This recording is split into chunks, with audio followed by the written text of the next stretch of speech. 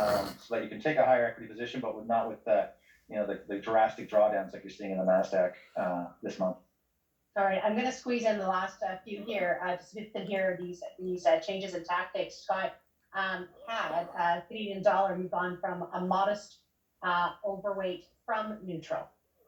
Yeah, it's the same story that Mike's laid out. Very nice, a backdrop that's positive with Canadian dollar. So as we recover, it's a good news story for Canada. And cash also, again, you've gone from underweight to maximum underweight. Yeah, I think you're not being paid much in cash, right? And so it makes sense to invest in equities or an underweight in government bonds. We're also a really early cycle right now, Kim. So this is where, generally speaking, when you're in early cycle dynamics, is kind of sometimes the best place to invest longer term. So we think investors should be with a very supportive backdrop, both on the monetary fiscal side as well as unemployment rates, which are high but are gradually improving, means you have a very good backdrop for risk. So it's a time to be fully invested, in our opinion. There will be a time to increase cash again as we get later in the cycle, but this is not the time to be defensive. Well, we're glad you're telling us about those times right now. Michael and Scott, thanks so much. Our pleasure, Kim. Thank you. That was Michael Craig and Scott Coburn from TD Asset Management. When we come back, we just heard financials are getting a bit more attention, so we're going to delve into the Canadian banks and their big quarter with Mario Mendonca from TD Securities. That's coming up next.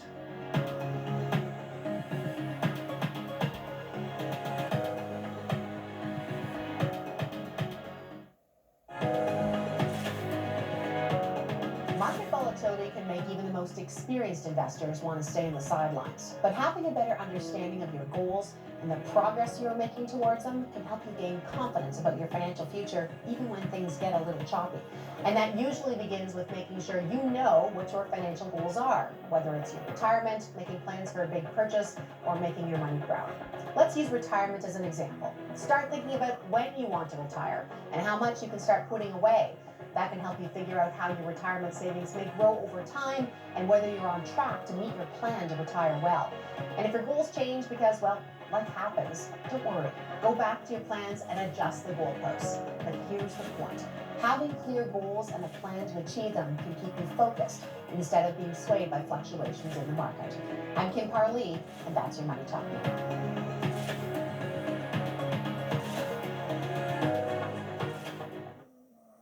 Get up-to-the-minute coverage on the vaccine rollout. More people vaccinated and sooner. On air, online, on every platform. We need to protect our progress. From Canada's most trusted source. These new variants require vigilance. Stay with CTV News and ctvnews.ca for every breaking detail. 24/7, live, local, and international updates. Stay informed. Get the latest on COVID-19. Watch continuing coverage on CTV News and at ctvnews.ca. My lord, this world will fall. I need warriors. I'm building an alliance to defend ourselves. They said the age of heroes could never come again. It has to.